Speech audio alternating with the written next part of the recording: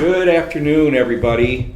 We are excited to have a conversation today about double dipping. And for those of you that don't know that term, that is the same as getting both sides of the deal. Two commissions, right? Two commissions from one sale. You get a full commission check, no split with another agent. Yep. And so part of what was driving us to have this conversation is that we've had so many agents come in from so many different companies, and people have been trained differently at different companies. Yeah, it seems like up until probably the last 3 to 4 years, there was this new, just in the past 3 to 4 years, there's this new conversation happening where we're hearing that it's not looked upon as preferable to double dip a transaction. Meaning if I'm holding an open house and someone wants to write an offer on my house right then and there, I have the opportunity to double dip that transaction, right? Yep. If I can get that offer accepted, I'm the only agent involved. And I've always done it that way. So it was interesting to hear so many different perspectives on how people handle this. Yep. So what we want to do is give you what our take is and what we believe is a proper way to handle this. I'm going to help you out here. Why? You're not muting it. There we go, all the way down to mute. Okay, thank you. Sorry about that, folks. So I wrote some questions out with some answers. So as an example, is it legal? Yes. Double dipping, getting both sides is legal. It's not against state laws. Everyone does not agree in terms of whether or not you can or should do this. And no, you do not have to do it if you don't want to. No. So what is the argument against double dipping that we hear? Well, I think some people believe truly that it's just not right. You can't do it because lawyers can't do both sides. How do you do that effectively? And so what we're going to talk about here a little bit more as we get into this is how do you do it, and how do you do it well? Can you do it well? And so I think that what we want to do is talk about a little bit about both sides here. But so as an example is, can it be done professionally and in the open? And the answer is yes. You do not have to be a dual agent. You can stay on one side only and still receive both sides of the commission. It is a fallacy that you have to be a dual agent to receive both sides. You can remain on the seller side, you can remain on the buyer's side. It just requires disclosure. And so yes, you can remain solely the agent for the seller. Yes, you can charge the buyer $295 even when you're not representing them, and then when you're representing the seller, you just need to disclose. That's the only requirement for the $295. The $295 does not have any connection whatsoever to whether or not you represented somebody. It's just the fee we charge. But the key ultimately is full and complete disclosure, clarity, transparency, and honesty. Okay. So let's talk about this now. Let's just stop reading the notes and let's talk about it. Yeah, I wanted to get that out. Okay, you got it out there. So sometimes you'll hear a realtor say, well, what if the buyer asks me questions about the house, or asks me, let's say I'm at an open house. You walk into my open house and you say, you want to buy my property. Right. You want to buy my listing. You want me to explain how I would explain it to the buyer right now? Yeah, first off, you're going to go for a double dip. Yeah, okay, let's say I walk into your open house then. You're the realtor. You're a buyer, I have the listing. I go, hey, Mr. Carlson, my wife and I love this house. We would like to figure out, how do we go about putting an offer on this house? Wonderful. Let me first spend some time talking about agency and the ways this can be done. And so, as a real estate agent, I have to make sure that you're aware of who I'm representing. Right now, you can see that my sign is in the front yard, right? Yep. So I must have some relationship with this seller, more so than I do with you because we've never met. Okay. So the questions that you need to ask are, can you help me? And the answer is yes. 2, is there any benefit to me financially? Well, if you have a dual commission agreement set up, there could be. If you're asking me if I can tell you what the seller will accept or what things you should negotiate for, I cannot go there. So if you want somebody to bring you down those roads because you don't feel comfortable in that area, then clearly you need to go hire another agent.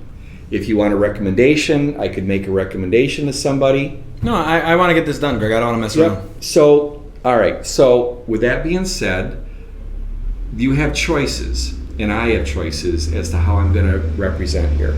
So what I'm going to do, and what I prefer to do, is stay right where I am right now, which is I clearly represent the seller. Yeah, you just explained that to me. I'm ready to go. So in doing that, what I want to do is I want to make sure that I walk through this entire agreement with you, explaining everything to the point where you believe you have a complete understanding of every aspect. If we get to the end and you don't think I've done a good job or you don't feel comfortable, you've got a couple choices from there. You could say, you know what, can I make this contingent upon my attorney's approval within 48 hours so that I do get representation? Sure. Yep, you could do that. 2, you could say, you know what, I think we do, there was so many questions in here that I do think we need further representation. Great, no problem. But if you're comfortable and you feel like I've explained everything properly, and I probably am going to take probably an hour walking through this buy-sell agreement to make sure that they understand everything. So as an example, they say to me, well, what about the survey? Which survey should I get? Well, you have a choice. There's a sketch, which is not very good. There is a drawing with all the houses in play and all the improvements in play. And then thirdly, there's a boundary survey, which is the best survey and it's the most expensive. Well, we'd like the boundary survey. You can ask now that either the seller or the buyer pay that. Which one would you like to do? And you might say, well, what should I do? And I say, well, see, this is one of those spots. I can't tell you what to do here. You have to tell me what to do. Yeah. Same thing would be true of inspections. Same thing would be true of the well and septic areas. I will explain to you the financing and what contingencies you have built in here between the offers contingent upon. I can do all this without in any way diminishing my role as representing the seller. Mm-hmm. You're not giving up any of the seller's information. I'm not giving up anything in negotiations. I actually think, Greg, that you might be able to represent the seller better by handling both sides of the transaction. Well, there is something that I learned years ago, and that is that we always struggle when there's another agent involved because you're always wondering, am I getting the straight scoop? Mm-hmm. Well, if I'm on both sides, I'm not lying to myself, am I? I'm not telling stories to myself. Mm-hmm. So I feel I have an advantage when I'm walking on both sides. And just so you all know, I don't sell too much real estate anymore, but I did have a couple sales earlier this year, and I had a double dip. You double dipped one in January. I double dipped one for $455,000. I did exactly what I'm talking to you about right now. Everybody was happy.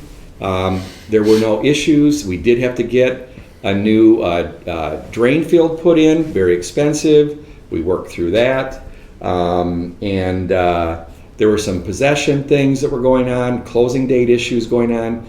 But I was able to continue to represent my seller, but explain everything to the buyer. So I do similar to what you do. I maybe use a little less words. Mine sounds more like this. If someone says, hey, we'd like to place an offer on this property. Yeah. I go, hey, that sounds wonderful. I just want you to be aware that I do represent the seller. So anything that you don't want the seller to know, just please don't say in front of me. Okay. Right. But I'd be happy to walk you through this purchase agreement, kind of run you in through a point by point and how to fill this thing out. I want you to sign a disclosure that states that you know that I represent the seller. So I'm going to have you sign that statement as well. Yeah. And then I'll take that offer back to my client. We'll make sure you fully understand the purchase agreement. I'll take it back to my client and give you an answer by this evening. How does that sound? Great. And 9.5 times out of 10, they're like, sounds great. Yep. So we understand that some agents don't feel comfortable. So we're not forcing anybody to do anything here. Mm-hmm. But I don't want somebody to give away business and money that's unnecessary. Let's talk about that, because I was out meeting with the Muskegon agents this morning and this came up. And I don't think, maybe every agent's considering all the options here, but sometimes, I wonder if they're really considering, if you refer that buyer out to someone else and and their offer does not get accepted on your listing, who gets to work with that client going forward? Yep. Well, if I were one of the agents that was farming out the other side because they did feel comfortable, I would make sure that I had an agreement that said that if they don't buy this house, that person reverts back to, because I'm always being my client. When I was working in real estate every single day, and that was my only job, was selling real estate every day, I saw every single person who came to my open house or any single person who inquired on my listing as a lead that I could convert into becoming my buyer. Well, these people, that buyer also has a network. Yep. So are you going to give up that network? So I have a real life example of this. About 7 years ago, I'm holding an open house in Cascade. It was a $700,000 listing, and this buyer comes through. He's been kind of kicking the tires on this house. He was unrepresented. He eventually wanted to write an offer. I wrote the offer for him, using the exact same tactics we just talked about. The offer was not accepted, and I kept in touch with that guy for 6 months. Eventually, I sold him a different house for $670,000, sold his personal home for $350,000, and then this back January, he popped out of nowhere again, 7 years later, and I sold his house for $780,000 and then sold him one for $350,000. The point being that lead that I would have given away was worth $70,000 of commission. Right. So we just want to caution, these agents who refer that buyer out, that you get something in writing that states that if they don't buy that particular home that you had listed, that you want them back. Well, we had a real life example of this where an agent did refer the buyer out, and that new buyer's agent that the agent referred them to locked up that buyer in a 1-year buyer's agency contract. Yeah, I do recall that. And so ultimately, here's the point we're making. It is not illegal. It can be done ethically. It can be done properly.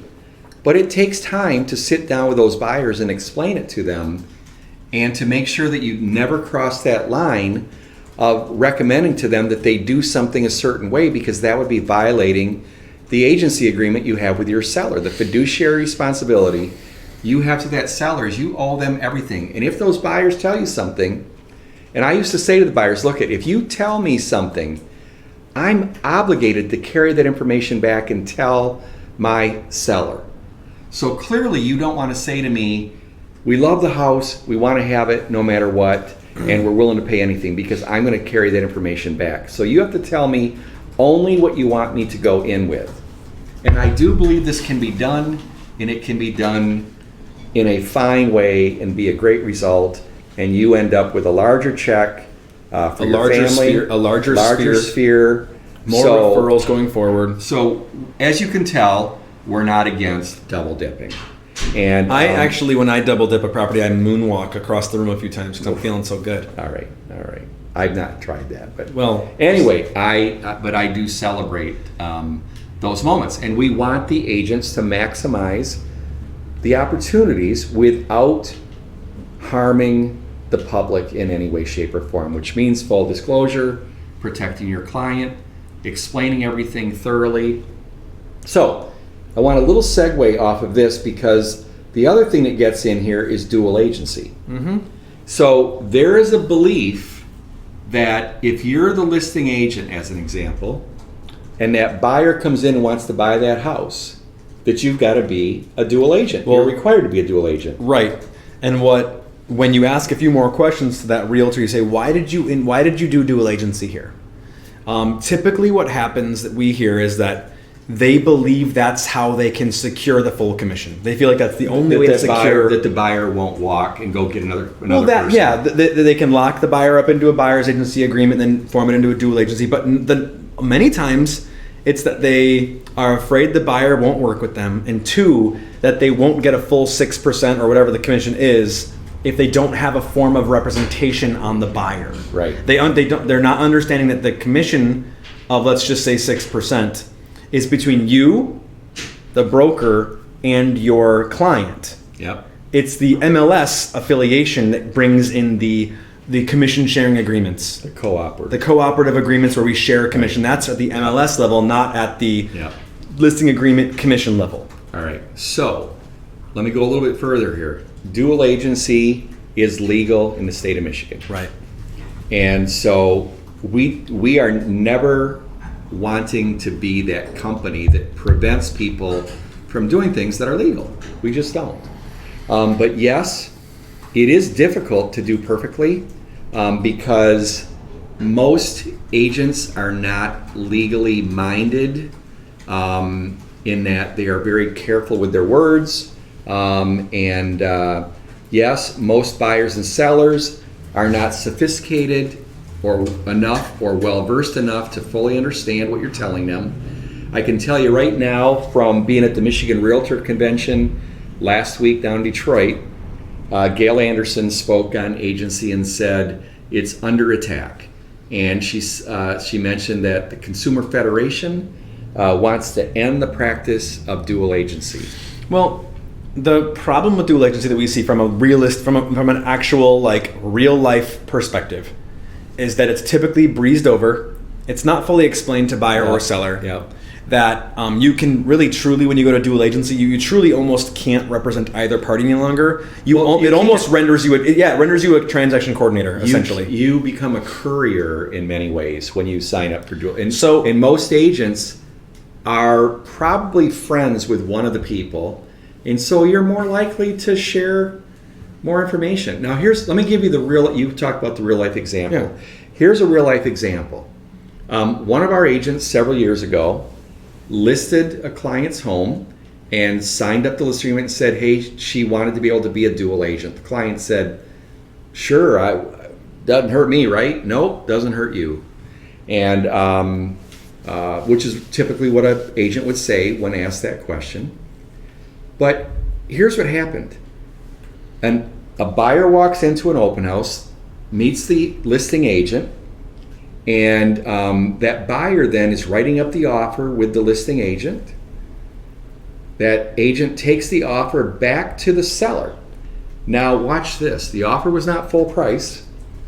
What do you think one of the first questions the seller asked the agent? Will they come up in price? What can I counter to? Yeah. What should I do? I mean, I'm paying you $25,000 in commission fees here. Mm-hmm. And the agent, now remember, I think that agents cross the line here. I'm not saying any of you watching this do, but in general, the agent is not going to say this. Well, Mr. and Mrs. Seller, you might remember when we signed this up and I asked about dual agency and I said it's no big deal and that it won't impact you at all. Both of you. Yep.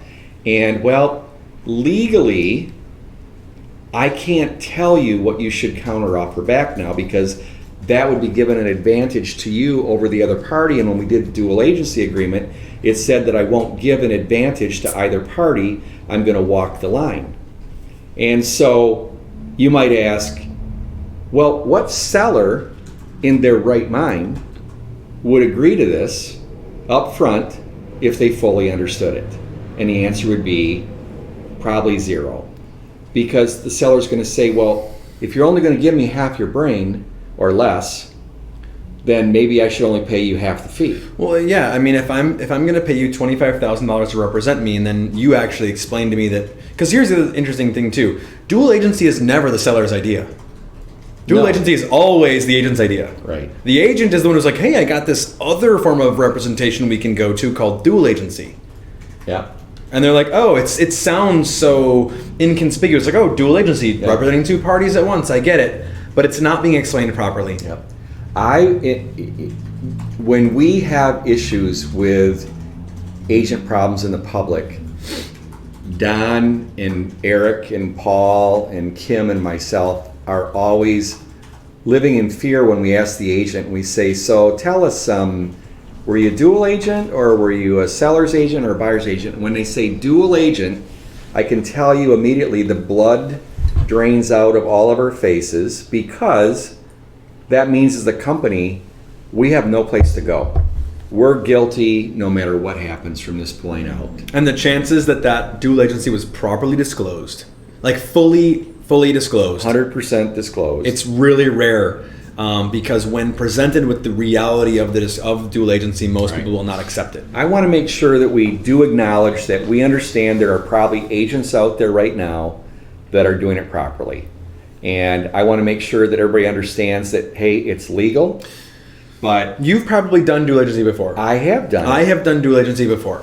You're right about that. Our attorneys have told us that if there is a legal case on agency, that the majority of the cases are going to fall because the agents will have done something during the process that can be seen as being unfair or giving advantage to one party over the other. When you think about it, every step of the way in a negotiation, all the different things that are going on, and you're somehow going to tell both parties, well, I can't really give you my opinion on that because I would be giving you an advantage. But the over interesting other thing, party. but the interesting thing is that, but to bring this back to our initial conversation about double dipping, Right. Many times when we see dual agency, it enters into the picture because of the opportunity to double dip. Right. It really, otherwise, we don't really see agents doing it a whole lot. Well, we've seen some pretty amazing things. We've seen a situation where the listing agent had their own property for sale, Oh, yeah. and or they had their brother or sister, aunt or uncle, grandparents' home for sale, and they checked the box dual agency. It was their own home. It was their own home. Well, you know what? Which judge is going to believe that you weren't fully representing yourself and that you were going to split what you heard over on this side and not share it with the other side? Right. And obviously, that's just silliness, right? So just remember, if you're selling your own property or a family member, a good friend, it's going to be very difficult for you to ever claim impartiality. The judge, the jury, no one will believe, even if you were pure as the driven snow, I don't believe a jury will believe that you didn't represent more for your family member, yourself, So whatever. Let's talk about another scenario. We've only got a couple minutes. Sure. Should I just cut it off there then? No, keep Okay, going. you sure? Okay. I'm sure. All right. So, what if I have a home listed for sale, and then I get a new buyer? I put them under buyer's agency. So I've got a selling agent over. I'm a selling agent over here. I'm a buyer's agent over here, and my buyer just happens to fall in love with my new listing. Yeah, that does happen. That is an area where I've oftentimes said, "Look, guys, I've got a house here. You've got a house for sale. I've got a buyer here. I represent both of you. I've got agency relationships with both of you." In that instance, I have done a dual agency, and I explained dual agency, and they were all good with it. But are there any other options in that scenario? Well, I suppose you could try a couple other things, and I want to be careful because I haven't throughout this specific scenario through, Sure. and maybe Don can circle back and clarify if we missed this one here in any way. But obviously, everybody needs to know that when you've got a buyer signed up and you've got a seller signed up, and they have both agreed to dual agency, That's legal. and now it happens. Now you've got to go back and get another document signed Called by both parties, the dual agency agreement. which they're now acknowledging after the fact that this is actually happening, and they both understand it. Mm-hmm. And so that's So it's one not way. legal to just put the deal together No. and you No. have to you have to address the agency issue in the room if you have a buyer and a seller. And you can't get it pre-signed at the time of the listing or the buyer's contract. No, because they both have to. It's a three-way agreement. Yes, and it's got to happen after the initial meetings. And so, I suppose you probably, I think the agreements say that you can, I think that says that you can also, say that you can void the buyer side. That's what I thought. You could rescind your agency relationship with the buyer, Yeah. and in this instance, just represent the seller and put the Yeah. deal together. You're still friends with both of them. It's still kind of weird. I would think that another way to do this would be to offer another one of your peers in the company and say, hey, look at.